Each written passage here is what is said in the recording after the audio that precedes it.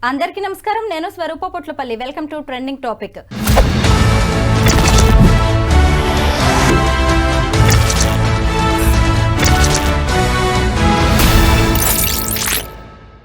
ప్రియుడి మోజులో ముగ్గురు పిల్లల్ని కడతేర్చిన రజిత ఎపిసోడ్ను ఎవ్వరూ ఇప్పట్లో మర్చిపోయేలా లేరు. ప్రతి ఒక్కరిని కంట తడి పెట్టిస్తోంది ఈ సంఘటన. ముఖ్యంగా రజిత ఒక్కతే గంటల వ్యవధిలోనే ముగ్గురు పిల్లల్ని చంపేసిందా, లేదంటే ఆమెకు మరెవరైనా సహకరించారా? ఇంకొక వైపు చూసినప్పుడు అసలు రజిత చేసిన ఈ దుర్మార్గానికి ఆమెకు ఎలాంటి శిక్ష పడుతుంది? పిల్లల్ని వదిలేసి వస్తే నేను నిన్ను పెళ్లి చేసుకుంటాను అని ఆమెను ఇలా 3 హత్యలకు పురిగొల్పిన శివ అనే ఆమె క్లాస్మేట్కి ఎలాంటి శిక్ష పడబోతోంది? ప్రస్తుతం నాతో పాటు సీనియర్ అడ్వకేట్ సుభాష్ని గారు ఉన్నారు. ఆవిడతో మాట్లాడదాం. మేడం నమస్తే. నమస్తే అండి. మీరు చూసారు కదా, అసలు ఎవ్వరు కూడా ఊహించలేని సంఘటన ఇది. ఒక స్కూల్లో టీచర్గా పనిచేస్తుంది రజిత.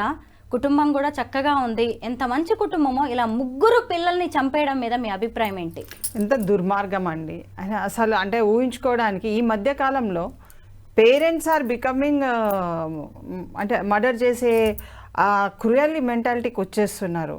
అంటే పరపురుషుడు వచ్చి వాళ్ళతో సంబంధం పెట్టుకోవడమే తప్పు. అది ఎక్కడ కూడా చట్టబద్ధత లేదు.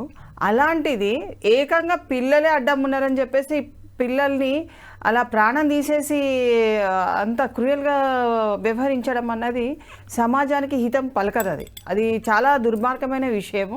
అందరం కూడా ఖండించాలి. ఎందుకంటే నువ్వు బ్రతుకు, నీకు కావాల్సినంత లావిష్గా, నీకు కావాల్సినంత ఉత్సాహంగా, అంత తీవ్రమైన సంతోషాన్ని ఆ యొక్క వ్యవహారంలో కనిపిస్తుందంటే వెళ్ళిపో, చెప్పాలి. లేకుంటే భర్తకి పిల్లల్ని ఇచ్చి వెళ్ళాలి, లేకుంటే అత్తమామలకి ఇవ్వాలి, లేకుంటే ఎవరికైనా ఇవ్వు. నీకెక్కడిది అధికారము? పుట్టక మాత్రమే నువ్వు ఇవ్వగలుగుతావు. కానీ చట్టబద్ధతోనే ఒక పౌరుడిగా పిల్లలకి బతికే అవకాశం అన్నది చట్టం కల్పించింది కదా. అది ఆ అధికారం ఒక తల్లిగా ఆమె ఎందుకు తీసుకుంటుంది? డెఫినెట్గా దీంట్లో ఏంటంటే ఈ యొక్క మర్డర్లో డెఫినెట్గా థర్డ్ పర్సన్ ఇన్వాల్వ్మెంట్ ఉండి ఉంటుంది. ఎందుకంటే ఒక్కతే అంత ధైర్యం చేసి చంపే అంత కెపాసిటీ ఉండకపోవచ్చు. ఒక తల్లిగా అయినా కానీ వాళ్ళ హెల్ప్ తీసుకుంటేనే అది నిమిషంలోనే అంటే అది ఇది చేయొచ్చు. కానీ ఒక తల్లిగా రోజు స్కూల్స్కి పోయే పిల్లల్ని అంత ఇదిగా కర్కటంగా మారిపోయి ఫస్ట్ ఫుడ్ మీద చెప్పి తర్వాత వేరే విషయాలు చెప్పి ఒక టీచర్ అండి, టీచర్ పిల్లలకు ఒక అంటే దైవంతో సమానంగా భావించే మనము, నువ్వు ఎప్పుడైనా ఒక పాత్ర, మనం కూడా జీవితంలో ఒక పాత్రధారులమే.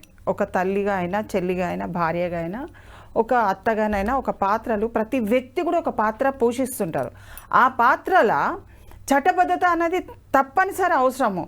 You are a human being, you can't kill it. ఎట్లా చంపేస్తారు పిల్లల్ని? ఏ హోదా నీకు క్రియేట్ చేసింది? ఇప్పుడు మొన్న రీసెంట్గా కూడా భారతీయ న్యాయ సంహిత అనే యాక్ట్ 2023 ఏర్పడ్డప్పుడు అది నువ్వు ఎట్లా మర్చిపోతావు? ఒక యాక్ట్ని ఫార్మేషన్ అయ్యి ప్రజల కోసం మంచి చేయాలనేది పాత యాక్ట్ చాలా ఇదిగా ఉన్నది.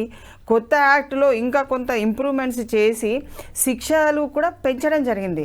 ఇప్పుడు ఆమె చేసింది మామూలు విషయం కాదండి. నిజంగా ఇలాంటి ఆడవాళ్ళు, ఇలాంటి తల్లులు ఉన్నారనే సుప్రీంకోర్టు కూడా వివాహేతర సంబంధాల విషయంలో కొన్ని సడలింపులు ఇచ్చింది. ఇద్దరికి ఇష్టమైనప్పుడు పెళ్ళైన వాళ్ళైనా సరే అది నేరం కాదు అని కూడా చెప్పింది. అయినా సరే వివాహేతర సంబంధం ఈరోజు ఒక ముగ్గురు పిల్లల హత్యలకు దారితీసింది. అయితే మీరు గమనించవలసింది ఏంటంటే ఆ ఒక్క కేసులో ఇచ్చిన ఆ జడ్జిమెంట్ని మొత్తం యావత్ భారతదేశంలో ఒక ఇల్లీగల్ ఇంటిమసీ కానీ ఇల్లీగల్ రిలేషన్స్ పెట్టుకోవచ్చు అని పబ్లిసిటీ చేస్తున్నారు. అలాంటిది ఉండదండి. ఎక్కడైనా ఖండించవలసిందే. నన్ను ఒక వ్యక్తి మోసం చేస్తున్నాడు, మోసపడిపోతున్నాను, లేకుంటే ఒక కుటుంబాన్ని మోసం చేస్తున్నారు, ఒక రిలేషన్తోని ఒక ఇల్లీగల్గా మనము రిలేషన్ని మామూలు రిలేషన్ అంటలేము కదా, ఇల్లీగల్ ఎందుకు అనుకుంటున్నాము? లీగల్ రిలేషన్ అనొచ్చు కదా, మళ్ళీ దానికి పెద్ద పేరు పెట్టనవసరం లేదు ఇల్లీగల్ అని. ఇల్లీగల్ అన్నప్పుడు ఇట్ ఈస్ నాట్ లీగల్ అన్నది ఆ వర్డ్లోనే పరిపూర్ణత ఉంది కదా. ఇల్లిసిట్ అఫైర్ అంటాం. అప్పుడు మీకు కోర్టు పర్మిషన్స్ ఏమి ఇవ్వలేదండి. ఇక్కడ మనం గమనించుకోవాల్సింది ఏంటంటే ప్రతి ఒక్క పౌరులు కూడా ఆ కోర్టు అధికారపూర్వకంగా మీకు ఏదో అంటే చేసుకోండి మీరు ఇలా ఉండండి అని చెప్పట్లేదు. ఆ కేసులో అలా ఉండే ఆ జడ్జిమెంట్ ఇచ్చిండ్రు, అదే వ్యవహారం ఇంకో జడ్జిమెంట్ ఉండాలని లేదు, కేసును బట్టి కేసు మారిపోతుంది. కాబట్టి ప్రజలు కూడా ఇక్కడ వివాహం చేసుకున్న వాళ్ళు ప్రతి ఒక్కరు కూడా నేను పెట్టుకోవచ్చు ఇంకో సంబంధం అన్నప్పుడు నీ భర్త గురించి నువ్వు ఆలోచించవలసిన అవసరం ఉన్నది. పిల్లల గురించి, సమాజం గురించి డెఫినెట్ గా ఆక్రోశం అన్నది అందరికి వస్తుంది, కోపం అన్నది అందరికి వస్తుంది. అన్ని విధాలల్లో భరించుకుంటూ సమాజంలో కుటుంబాన్ని నడపడం అది ఒక పెద్ద గొప్ప విషయం. ఎందుకంటే సముద్రాన్ని దాటగలం కానీ సంసారాన్ని దాటలేమన్న ఒక భావన ప్రకటన అనేది పెద్దవాళ్ళు ఎప్పటి నుంచో చెప్తున్నారు. అలాంటిది ఒక వ్యక్తితోని వివాహితర సంబంధం పెట్టుకొని ఆ మోజులో నీ పిల్లల్ని చంపడం అన్నది చాలా నేరమైన విషయం. అది మనం ఎవరం కూడా దాన్ని సపోర్ట్ చేయవలసిన అంత అవసరం లేదు. ఆ అమ్మాయికి కానీ అతను కానీ శివ కానీ ఆమె రజిత కానీ they are known to be the murderess. అది అసలు చాలా ఘోరమైన అపకారం అన్నది పిల్లలకు చేయడం జరిగింది. యావత్ కారాగార శిక్ష కాదు, దీంట్లో విధిస్తే కూడా ఉరి శిక్ష అయ్యే అవకాశాలు ఉన్నాయి. ఎందుకంటే పెంచి పెద్ద చేసి నీకు నువ్వే చంపే అధికారం లేదు కాబట్టి నువ్వు చట్టాన్ని పక్కకు పెట్టి చట్టాన్ని నువ్వు అంటే చట్ట ప్రకారం నువ్వు బ్రతకకుండా పిల్లల్ని చంపడం అంటే రియల్లీ ఇట్ ఈస్ అసలు మనం ఆలోచన కూడా మనకు తట్టదండి. అంత ఇదిగా వాళ్ళు చంపినప్పుడు వదిలిపెట్టవలసినంత అవసరం లేదు. అండ్ ఆల్మోస్ట్ ఇన్వెస్టిగేషన్లో కూడా వాళ్ళు చంపినట్టుగా ప్రూవ్ అవుతుంది. రేపు ఫ్యూచర్లో కూడా వాళ్ళకి బెయిల్ వస్తుంది, ఏదో వచ్చేసి ఏదో బయటికి వెళ్ళిపోతారు అన్నది లేదు. అండర్ ట్రయల్ కూడా ఇవి చేసుకోవచ్చు అలాంటివి. కానీ తల్లిదండ్రులు ఎవరైతే తండ్రి అనే వ్యక్తి ఎవరైతే ఉన్నారో హూ ఇస్ అ కంప్లైనెంట్, ఈ కేసుని అంటే స్టేజ్ వైజ్గా దాన్ని పర్సూ చేయవలసిన అవసరం ఉన్నది. స్టేజ్ వైజ్గా దాన్ని అట్లనే వదిలిపెట్టకుండా కేవలం స్టేట్మెంట్స్ ఆన్ ద మీడియా అనే ఇంపార్టెంట్ అని కానీ కోర్టులో జరిగే విషయాన్ని పరిజ్ఞానం తీసుకుంటూ ఎప్పటికప్పుడు ప్రాసిక్యూషన్తో కలిసిపోయి వాళ్ళు ఆధారాలు అవన్నీ ఇచ్చినట్టయితే డెఫినెట్గా వాళ్ళకు ఉరిశిక్ష పడే అవకాశం ఉంది. దాంట్లో వదిలిపెట్టేది ఏం లేదండి. దీంట్లో లాయర్ గారు ఒక హత్య చేస్తేనే ఉరిశిక్ష వంటి కఠిన శిక్షలను అమలు చేస్తారు. అలాంటిది ఇక్కడ ముక్కుపచ్చలారిన పిల్లలు 3 హత్యలండి. మరి శిక్ష ఎలా ఉండొచ్చు? శిక్ష ఒక్కటే ఉంటుందండి. ఏదైనా కానీ చనిపోయిన వ్యక్తులు మర్డర్ చేయబడ్డారు అంటే ఒక్కొక్క స్థాయిలలో చేయబడితే అది అంటే సపరేట్గా చూడవలసి వస్తుంది. కానీ ఒకటేసారి చనిపోయిన కాదు కాబట్టి పిల్లలు కంపల్సరీ శిక్ష అనేది ఒకటే ఉంటుంది. ఎవరిని చేసినా కానీ శిక్ష అనేది కాలం ఎక్కువ. ఇప్పుడు ఉరిశిక్ష వేసింది అనుకోండి, మరో ఉరిశిక్ష ఉండదు కదా. ఉరిశిక్షనే. ఇంకా మనిషి చనిపోయే స్థితికి వచ్చినప్పుడు ఇంకోళ్ళు కూడా ఉన్నారు కాబట్టి నేను ఇంకోసారి ఇస్తానన్నది ఏమి ఉండదు కదా. So there is a difference. ఆ డిఫరెన్స్లో వాళ్ళు ఇన్వెస్టిగేషన్లో ఏ విధంగా చూపిస్తారో ఆ విధమైన శిక్ష అన్నది గ్రీవియన్స్ అఫెన్స్ కాబట్టి అది వదిలిపెట్టే అసలు లేనే లేదు దాంట్లో. కాబట్టి డెఫినెట్గా they will have the punishment. And ప్రజలలో కూడా కుటుంబ విలువలు అన్నది చాలా మటుకు పెట్టుకోవాల్సిన అవసరం ఉన్నది. ఇలాంటి వ్యక్తులు ఒక కుటుంబాన్ని నాశనం చేయడానికి వాళ్ళు ఎంట్రీ అవుతారు. కానీ మహిళలు ఎవరైతే భార్య స్థానంలో ఉన్నారో తొందరగా వాళ్ళ మీద ఒక అంటే ఆశలు కానీ అవన్నీ చూసి ఆంక్షలు విధించుకుంటూ కుటుంబాన్ని నడపవలసిన పరిస్థితి ఉన్నది. ఎందుకంటే వాళ్ళు ఇప్పుడు శివ అనే వ్యక్తి ఎన్నో విషయాలు చెప్తాడు, ఎన్నో అందాలకు ఎక్కిస్తాడు. అవన్నీ ఈమెకు తగదు. ఈమె జీవితం ఇప్పుడు ఆమె ఏమనుకున్నది, వాళ్ళని చంపేస్తే నేను మంచిగా పోయి అంత పెళ్లి చేసుకుందాం అనుకున్నది. కానీ ఎలా కుదురుతుంది?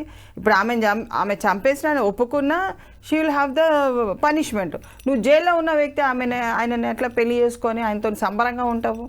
చాలా తప్పది. ఇంకోటి క్రైమ్ లెవెల్లో ఎప్పుడు కూడా దుర్బుద్ధితో చేసిన crime it is not excusable. చాలా మటుకు దుర్బుద్ధి ఇంటెన్షన్ ఉన్నది. ఆ దుర్బుద్ధి మొదటి నుంచి ఉన్నది కాబట్టి వాళ్ళు చేసింది నేరం అన్నది ప్రజలు కానీ కోర్టు కానీ డెఫినెట్గా ఇట్ విల్ యాక్సెప్ట్ ఇట్. దాంట్లో ఆధారాలు అన్నీ కూడా ప్రజలు కూడా అక్కడ ఉన్న వ్యక్తులు కూడా ఆధారాలతో విట్నెస్ ఇవ్వడానికి సుముఖత తెలిపి భయపడకుండా విట్నెస్ ఇవ్వగలిగితే డెఫినెట్గా దాంట్లో పనిష్మెంట్ అనేది వస్తుందండి. లాయర్ గారు ఈమె ఎంత డ్రామా చేసినా రెండో రోజుకి మూడో రోజుకి పోలీసులు గుర్తించారు, ఎందుకంటే నేరస్తుల్ని ఈజీగా పసిగట్టగలరు పోలీసులు. Yes, yes. అయితే మొత్తానికి నేనే చంపాను, నా భర్త బయటకు వెళ్ళిన తర్వాత పిల్లల ముఖం మీద టవల్ వేసి ఊపిరాడకుండా చేసి ముగ్గురు పిల్లల్ని చంపాను నేను ఒక్కదాన్నే అని చెప్పి ఆమె పోలీసుల విచారణలో చెప్పినట్టుగా తెలుస్తోంది. అయితే ఈ శివ అనే వ్యక్తి 10th క్లాస్మేట్ ఆమెకి, ఆ ముగ్గురు పిల్లల్ని వదిలేసి వస్తే నేను మళ్ళీ నిన్ను పెళ్లి చేసుకుంటా, ఇంకొక జీవితం ఇస్తా అని చెప్పాడు. అంటే తెలియకుండానే ఆమెను 3 హత్యలకి పురుగొల్పాడు. అతన్ని కూడా ఇప్పుడు పోలీసులు అరెస్ట్ చేశారు. అతనికి ఎలాంటి శిక్ష పడే అవకాశం ఉంది?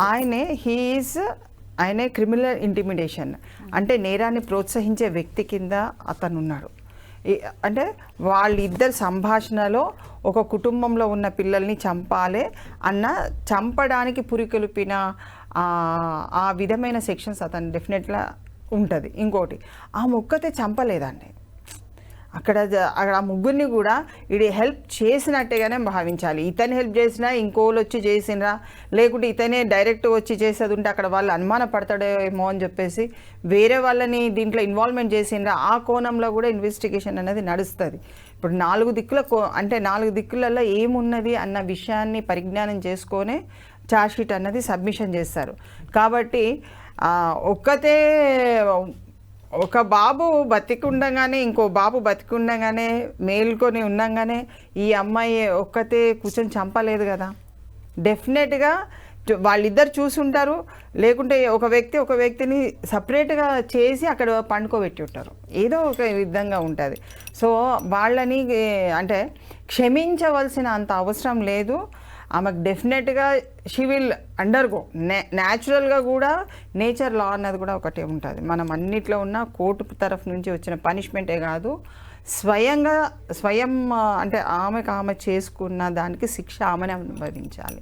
ప్లస్ ఎందుకంటే ఒక వ్యక్తి నిన్ను అంత ఇదిగా నీ పిల్లల్ని నీకు చెప్పుకోవడానికి అతను నీకు ప్రోత్సాహం ఇస్తున్నంటే కొంచెం తెలివే ఉపయోగించుకొని తెలివి తక్కువతనాన్ని ప్రదర్శించడం కంటే, అయ్యో నా పిల్లలు కదా నేను ఎందుకు చంపాలి, నువ్వు లేకున్నా పర్వాలేదు నేను నా పిల్లలతో బ్రతుకుతా అని ఆ మహిళ ముందుకు వచ్చేది ఉంటే సమాజం అప్రిషియేట్ చేయగలుగుతుంది. కానీ ఈ విధంగా అంటే ఎప్పుడో 10వ తరగతిలో చూసిన వ్యక్తికి నువ్వు 10 సంవత్సరాల నుంచి 18 సంవత్సరాల నుంచి నువ్వు పెంచుతున్నావు కదా పిల్లల్ని, మరి అతనికి నువ్వు మర్యాద ఇచ్చినప్పుడు నీ పిల్లలకి నువ్వు మర్యాద ఇవ్వవా? నీ వివాహమై 13 years, నీ భర్త మంచోడు కాదంటే నువ్వు డైవర్స్ ఇచ్చుకోనుంటివి. నిన్నెవరు ఆపినరు? నీ పిల్లల్ని తీసుకొని నీ తల్లిదండ్రులు పెంచుకుంటారు. పెద్దవాళ్ళు ఎవరు కూడా పిల్లల్ని పెంచమన్నాను, మేము పెంచలేమని కూడా, ఎంత కష్టమైనా ఇంత తిండి పెట్టి పెంచారు. నీకు ఇంత ఇష్టం లేకుండా గవర్నమెంట్ హాస్టల్స్లలో వేసుకొని బతుకుతారు కదండి, వాళ్ళేమన్నా ఏం చేసిండ్రు? Government is there to take care the children కదా. అసలు ఆయన భర్తే చెప్తున్నాడు కదా, అసలు చెన్నయ్య అని రజిత భర్తే అంటున్నాడు, నీకు ఇష్టం లేకపోతే ఆ పిల్లల్ని నాకు ఇచ్చేసినా వదిలేసినా నువ్వు వెళ్ళిపోయినా నేను బంగారంలా పెంచుకునేవాడిని కదా అంటున్నాడు. ఎస్ ఆయన మొన్న రీసెంట్గా కూడా ఒక 2-3 months బ్యాక్ కూడా నేను చూసినాను, ఒక ఊరు నుంచి ఆమె 2 పిల్లల్ని వదిలిపెట్టేసి ఇంకో అతనితో వివాహేతర సంబంధం పెట్టుకొని వచ్చేసింది హైదరాబాద్కి. నాకు పిల్లలు వద్దు అన్నది, ఆ హస్బెండ్ తీసుకొని వెళ్ళిపోయాడు.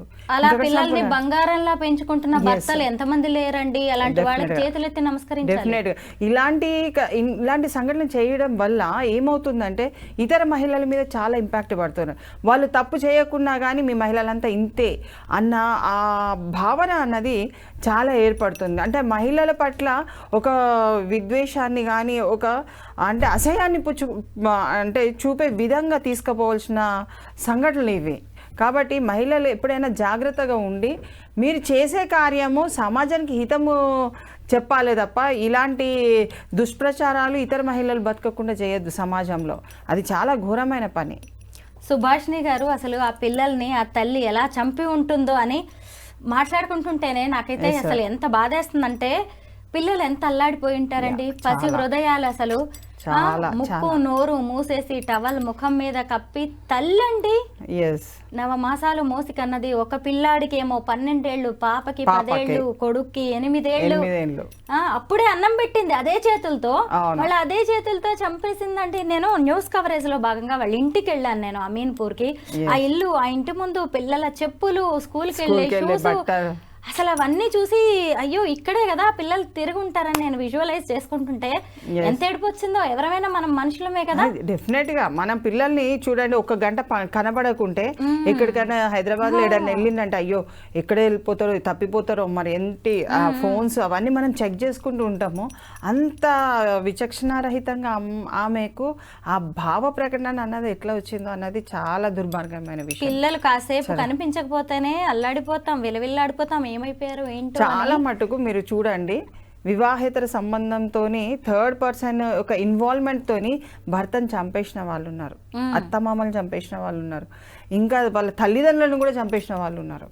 అంటే వీళ్ళు మధ్యంతరంగా వివాహితుల మీదనే ఎందుకు ఇంత దౌర్జన్యంగా వాళ్ళు వచ్చి నిన్ను ప్రేమిస్తున్నాను, నన్ను పెళ్లి చేసుకోలేకుండా ఈమెను పెళ్లి చేసుకుంటా, ఇట్లా బతికేస్తా అని మాయమాటలు చెప్పిన వాళ్ళని నమ్ముతున్నారు. కానీ అంటే ప్రాక్టికల్గా మనం బ్రతకాలి, మనం కష్టపడాలి, మనం ఈ జీవితాన్ని గడపాలని ఆ యోచనలు వెళ్ళట్లేదు. ఆ వాటి మీద వెళ్ళినట్టయితే పిల్లల భవిష్యత్తు, కుటుంబ భవిష్యత్తు ఎంతో బంగారు బాటలా నడిచేది. అసలు ఒక చిన్న తప్పు చేయాలంటే, ఒక అబద్ధం ఆడాలంటే ఎంత భయపడుతూ ఉంటాం కదా.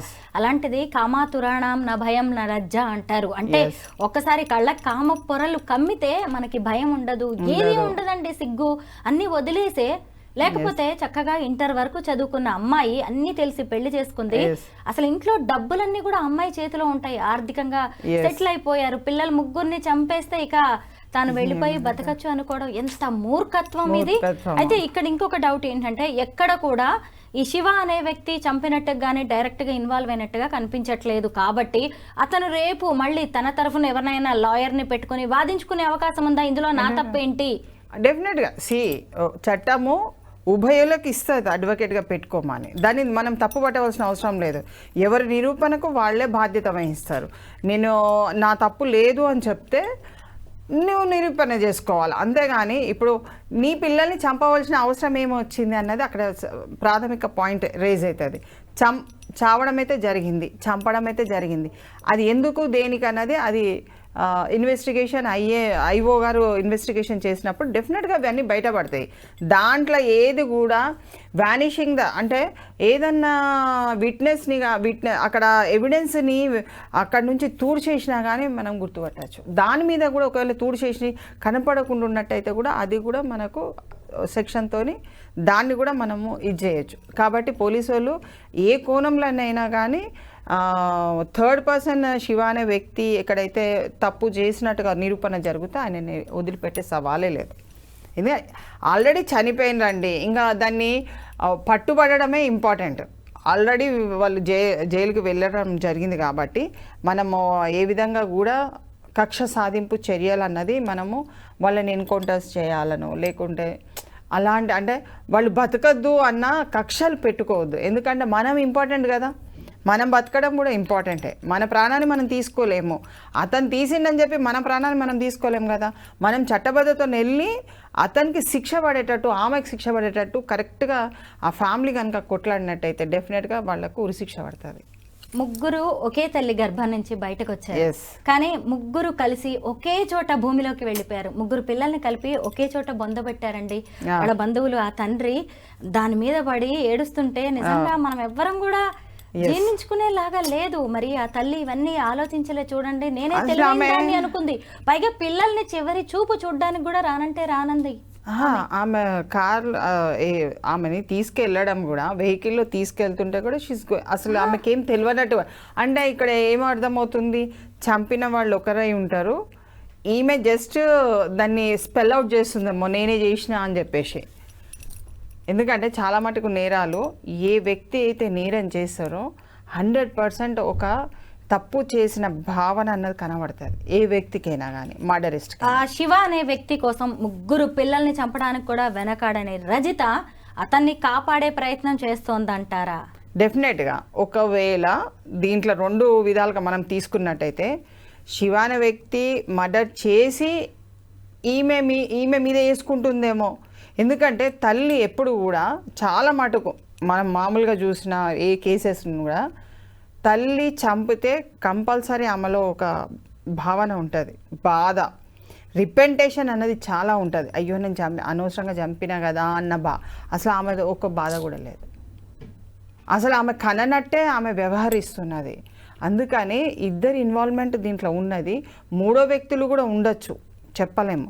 కానీ ఇప్పటికైతే ఇద్దరి ఇన్వాల్వ్మెంటే చూపిస్తున్నారు. ఎందుకంటే సజెషన్ పార్ట్ చేసుకుంటారా ఏమవుతుంది అనేటోళ్ళు కొంతమంది ఉంటారు. వితౌట్ ద సపోర్ట్ ఆఫ్ పక్కన వాళ్ళది ఎవరిది సపోర్ట్ లేకుండా ఇంత ధైర్యం చేయలేరు. కాబట్టి లోకల్గా ఉన్న వాళ్ళు పరిపూర్ణంగా ఈ కేసుకు సహకారం అందిస్తే డెఫినెట్గా they will be good result. Subhashini గారు రజిత భర్త ఎవరైతే ఉన్నారో చెన్నయ్య, ఆయనకి బాగా ఆవేదనలో ఉన్నారు. అసలు ఆయన ఊహించుకోలేని దెబ్బ, ఇంకా అసలు అతను కోలుకోలేని దెబ్బ ఇది. ఎందుకంటే మొదటి భార్య డెలివరీలోనే చనిపోయింది.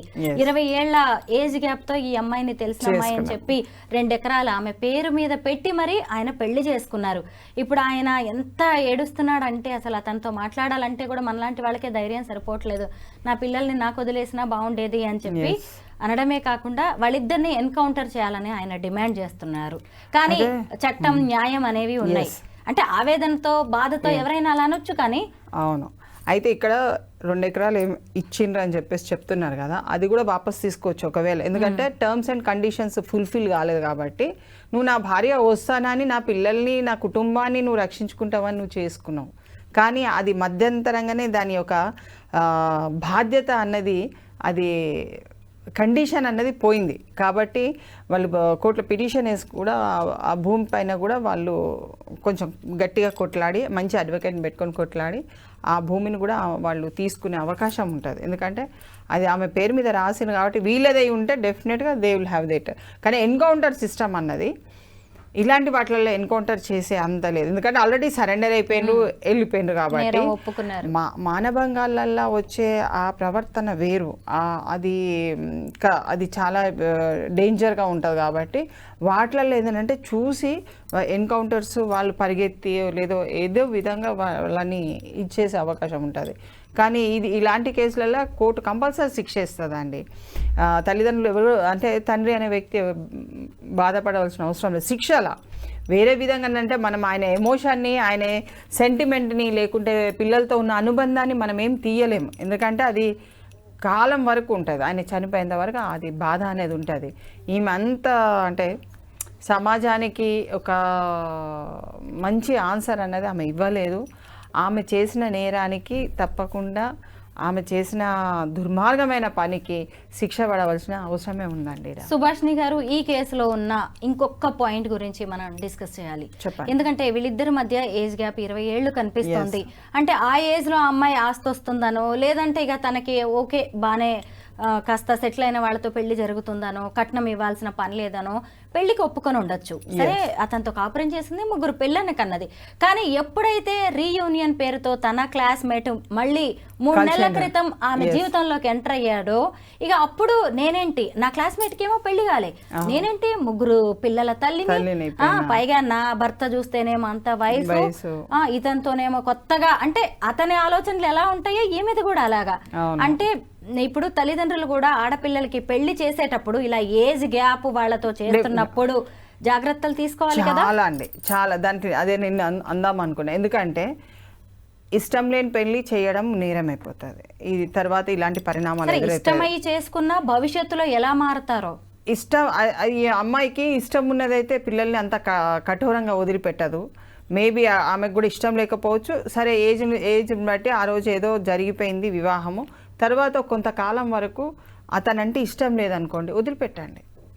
క్లియర్గా చెప్తున్నాము, వదిలిపెట్టండి. పిల్లల్ని చంపకండి, వదిలిపెట్టండి. కూర్చోండి, కౌన్సిలింగ్ తీసుకోండి, మీడియేషన్లో కూర్చోండి. కోర్టులో కూడా లీగల్ సర్వీసెస్ అథారిటీ ఉన్నది, ఫ్రీగా చేస్తారు వాళ్ళు. ఆడ ఒక అప్లికేషన్ ఇచ్చుకుంటే నాకు నా భర్తతో ఉండాలని లేదు అని పెట్టండి. భర్తలు కూడా నా భార్యతో ఉండాలని లేదు పెట్టండి, అప్లికేషన్స్ పెట్టుకోండి, ఫ్రీగా కౌన్సిలింగ్ తీసుకోండి, మీడియేషన్లో కూర్చోండి, సెటిల్ చేసుకోండి. మీరు చంపితే మీరు ఈ సమాజానికి మానవ విలువలు అన్నది తక్కువ చేస్తున్నారు. మానవత్వాన్ని మర్చిపోయి ప్రవర్తించండి అని అంటే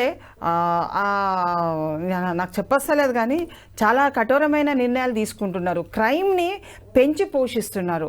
ఇప్పుడు మనము గ్లోబల్ టు విలేజ్ అని వెళ్తున్నాం. అంటే ప్రపంచమే ఒక కుటుంబంగా భావించే తరుణంలో నువ్వు ఇలాంటి హైదరాబాద్ అని తెలంగాణ చాలా డెవలప్డ్ ఏరియా కింద వస్తున్నది, ప్రపంచంలో పేరుగాంచిపోతున్నది. ఆ పేరుని ఎందుకు తీసేస్తున్నారు? మనం ప్రవర్తన అన్నది కుటుంబం నుంచే మన పేరు ప్రతిష్ట అన్నది పోతుంది. కేవలం కంపెనీస్ డెవలప్మెంట్లో పోదండి, ఇలాంటి క్రైమ్ లెవెల్ కూడా ప్రపంచంలో చూస్తారు. ఇక్కడ హైదరాబాద్లో క్రైమ్ పెరిగిందా, సంగారెడ్డిలో క్రైమ్ పెరిగిందా, లేకుంటే తెలంగాణ వరంగల్లో క్రైమ్ పెరిగిందా, అంతటా కూడా ప్రపంచవ్యాప్తంగా ఉన్న బిజినెస్ మ్యాగ్నెట్స్ అందరూ కూడా అబ్జర్వేషన్ చేస్తారు. ఎక్కడ ఉండాలి, ఎక్కడ చేస్తే బిజినెస్ బాగుంటుంది, ప్రజలు ఎక్కడ పని చేసుకొని బ్రతుకుతారు, నార్మల్ లైఫ్ లీడ్ చేస్తారు, కుటుంబాన్ని బాధ్యత తీసుకొని మంచిగా పోతారు. అలాంటి సిచ్యువేషన్స్లలో వస్తున్నది. ఇప్పుడు అంత టెక్నాలజీ డెవలప్మెంట్ అవుతుంది, దాన్ని తీసుకొని నా జీవితాన్ని అభివృద్ధి చేసుకోవాలి. కానీ ఇలాంటి చర్యలకు ఎప్పుడెక్కడ తల్లిదండ్రులు కూడా వివాహం చేసే టైంకి కూడా పిల్లల ఏజ్ గ్యాప్ని కూడా వాళ్ళు ఇద్దరు భర్త ఏజ్ భార్య ఏజ్ కొంత సడలింపు ఉండాలి. కానీ మరీ 20 సంవత్సరాలు ఉండవలసినంత అవసరం లేదు.